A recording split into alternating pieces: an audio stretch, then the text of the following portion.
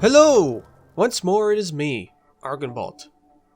Some things ran short on time, so I thought it might be a bit more fun to make a simpler in-between video again.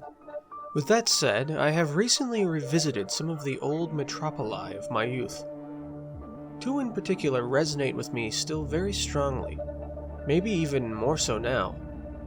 Both were minutely designed urban spaces with a very strong character of their own. But relevant to what I'm going to mention today, they also both include something ominous, something dystopian. A real-life invasion occurring right now, a transformation happening all over the world, maybe in the same very city you live in as well. To start off with, the first, and I might say one of the finest remaining urban city centers, is City 17 from Half-Life 2. I walked through these alleyways dozens upon dozens of times in my very early teen days of video gaming. And what really spoke to me, I think, was that Valve inherently, very much, quite obviously, really loves industrial landscapes. Step back for a moment and think. Half-Life 1 is effectively one gigantic, massive series of industrial subterranean interiors, then mixed with bits of one of my personal favorite terrains, Arizona Red Rock Mesas, themselves also coated in industrial locations. Portal 1 is also effectively just industrial interiors. Portal 2 is industrial interiors turned up to 11. Really, until you get to Left 4 Dead 2, you don't really get a consistent and plentiful source of greenery. And to be fair, that has more to do with how impossible it is to beat back Louisiana's swamp as it tries to constantly consume civilization. So when it came time to do Half-Life 2, Valve wanted to really focus on some kind of banal but interesting landscape of industrial and urban locales. The early context of the kind of 1984-like setting occurring in the post-Zen invasion naturally drew them to Eastern Europe, and the urban and industrial landscapes therein. Streets, processing plants, canals, places choked with the toxic aftermath of what had been the second largest superpower on Earth. After the end of the Cold War in the early 90s, there grew a certain kind of novelty in these kinds of cities and their brutalist large-scale architecture.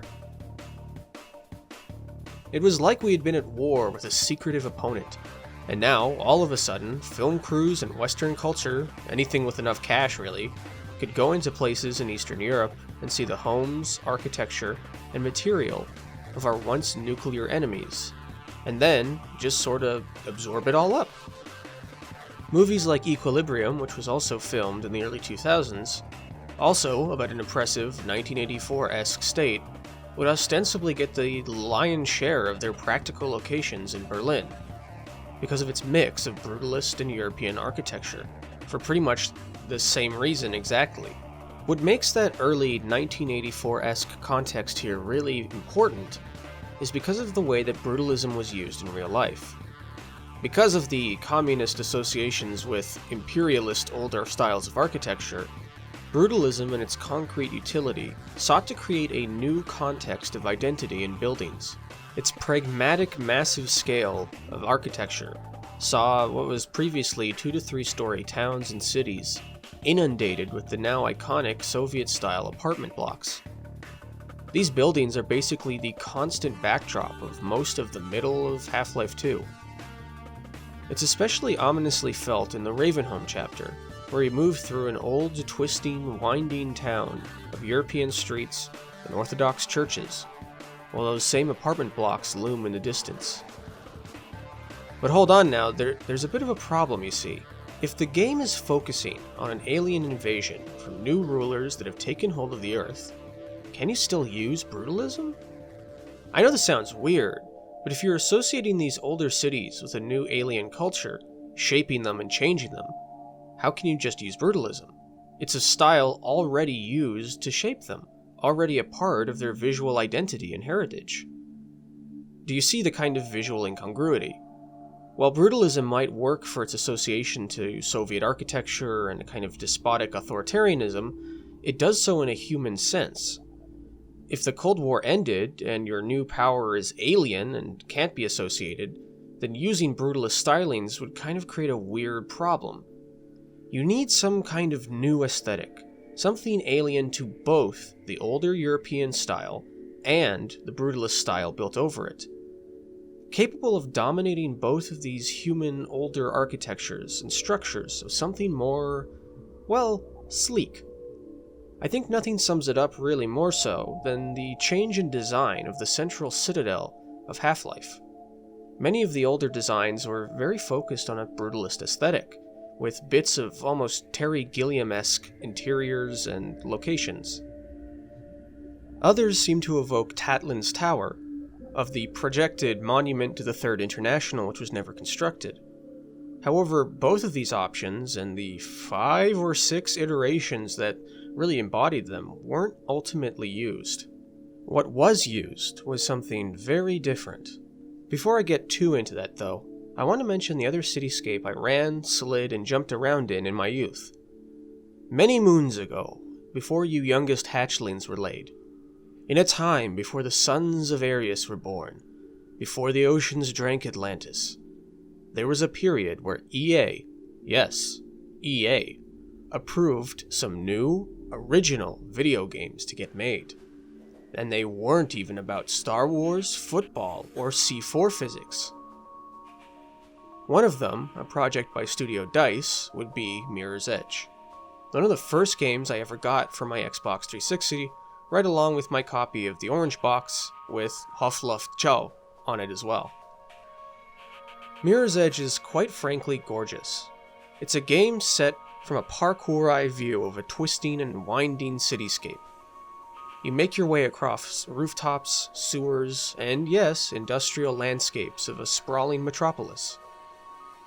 Back then, it was the only other game I had besides perhaps Portal that had this very kind of first-person spatial puzzle solving I just really liked doing.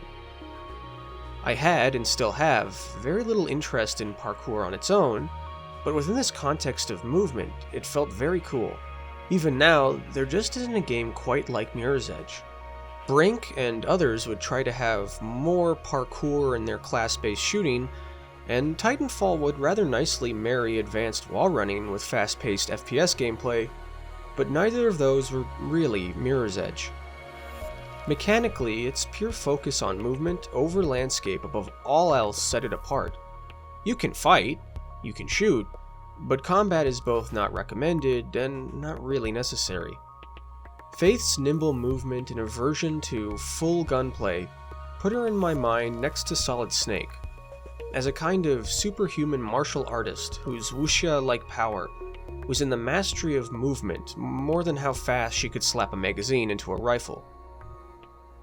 This kind of elegant, sleek composition exists in every aspect, and my main focus today is really on its world, color, and buildings. Mirror's Edge here is really built from a source, in design.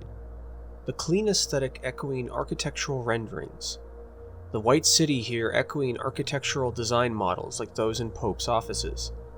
A world rendered down to its purest materials and shapes, devoid of messy color and composition. This is architecture in a kind of embryonic state. All the real world's messy and unsynchronized styles and decades of random construction has been taken out. Instead, the city has from scratch been created, modeled, and brought back in such that all the elements are designed back into synchronization. With each and any environment in its buildings, now they look beautifully composed. And after all, why add too much detail, when players will be quickly moving through these spaces? It would be more true to life, but it would also detract and add clutter and mess. The genius here is in the overlap between that architectural considered design and the gameplay and mechanics itself. What better a way to try and communicate the mental state of parkour, of a kind of succinct visual understanding of space and how to move through it? Which pipes to slide under and which to duck over. The controlled design of architecture and color focuses the player's movement through the world, and then in turn, their controlled movement reads that focused architecture and color to navigate that world. As to why the colors were used the way they were, oh, hold on now, did you see that? Look at the plants. Notice something weird?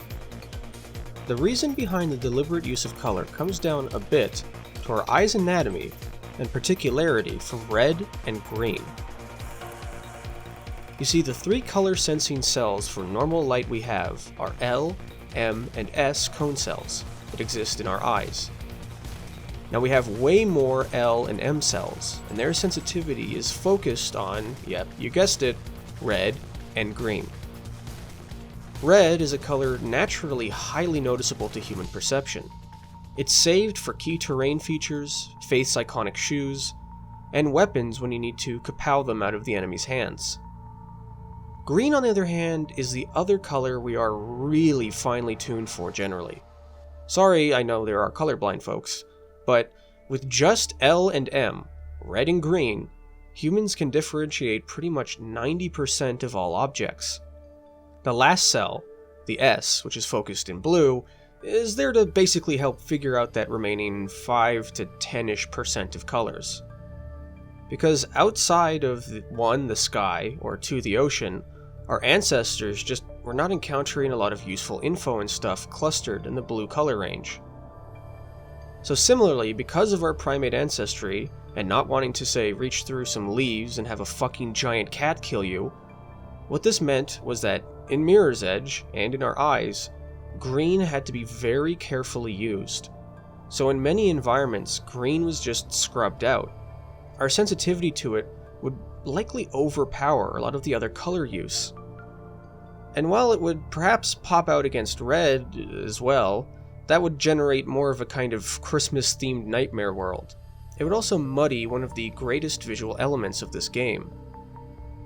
The thing I'm perhaps most reminded of is the 1967 movie Playtime. That film is in essence a sequence of scenes that play out without focusing on any particular subject.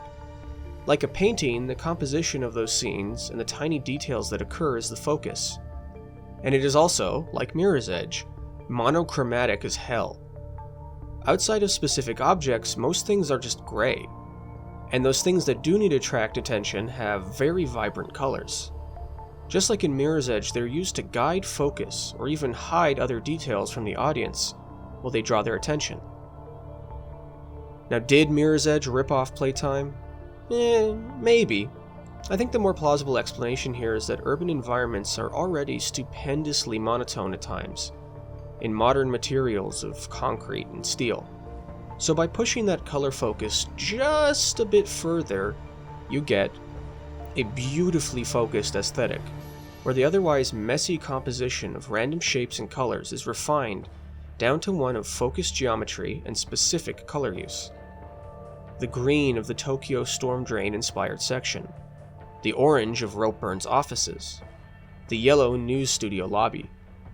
Even smaller areas like this warm, subtle lighting of these back alleys are pretty nice, even if you spend just 15 seconds here.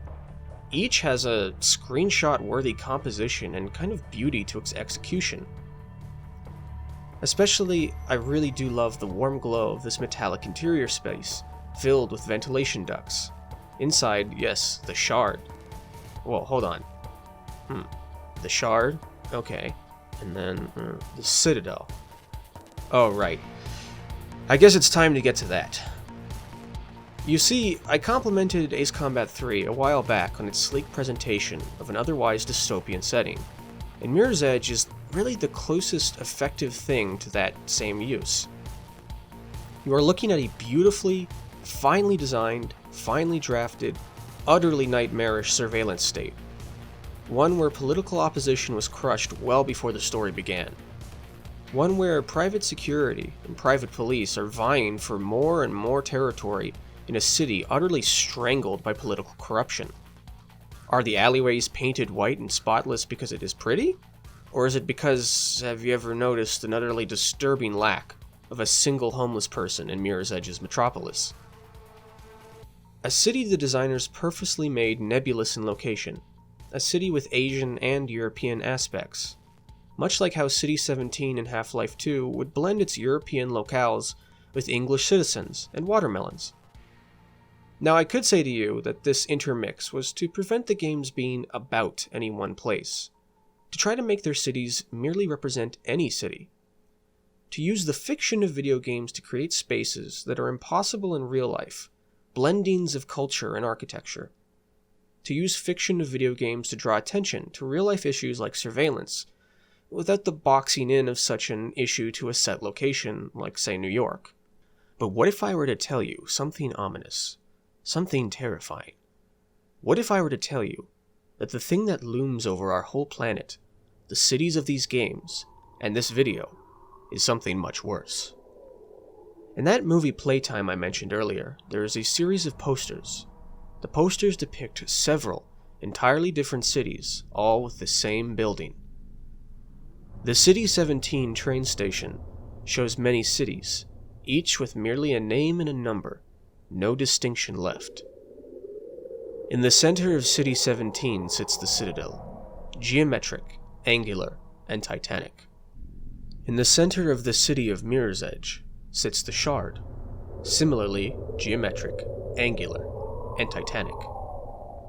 And now I can tell you of that thing, the international style.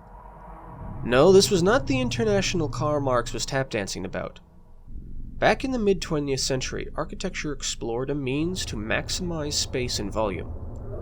Using the cheapest and robustest materials, concrete, glass, steel, it forged a new form of architecture, the international style. The invasion began everywhere and nowhere.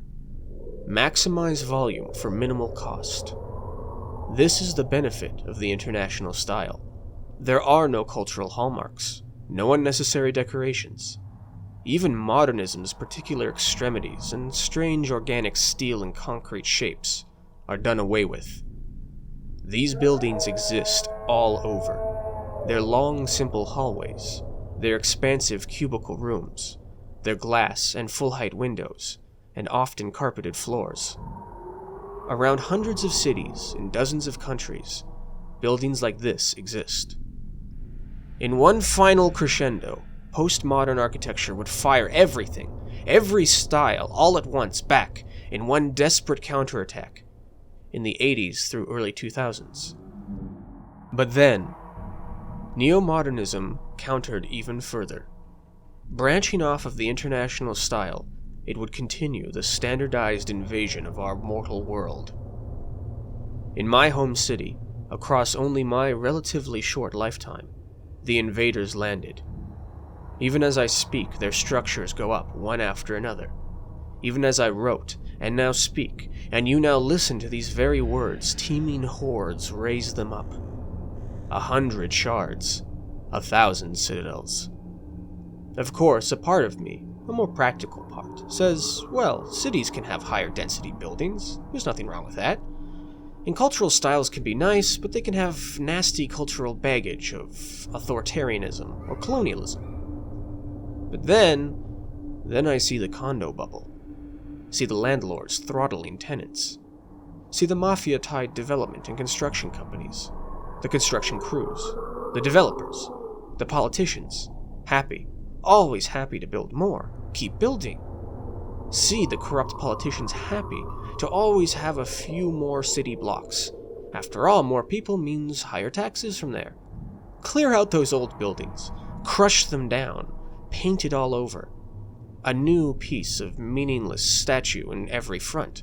Lobbies filled with meaningless paintings. They wear the skins of the old city, like a face of a person you once knew, draped over something alien, something not quite right underneath. They crystallized their invasion on top of the old. All the old stores, all the old places, old factories, old industry, old buildings, gone. It is just not there anymore. I think of foreign buyers using condo apartments as an asset, never living inside, always empty. My human city was conquered. It happened slowly. 100 pharmacies, 100 med stations, 1 million kilometers of steel, glass, and concrete. Hollow. I remember a man in an orange suit escaping the city on an airboat. I remember a woman in red shoes sprinting away over the rooftops. I remember my younger self happily playing a game while the city, bit by bit, changed. Maybe I should have heeded their warning. I can't remember the name of my city anymore. Can you?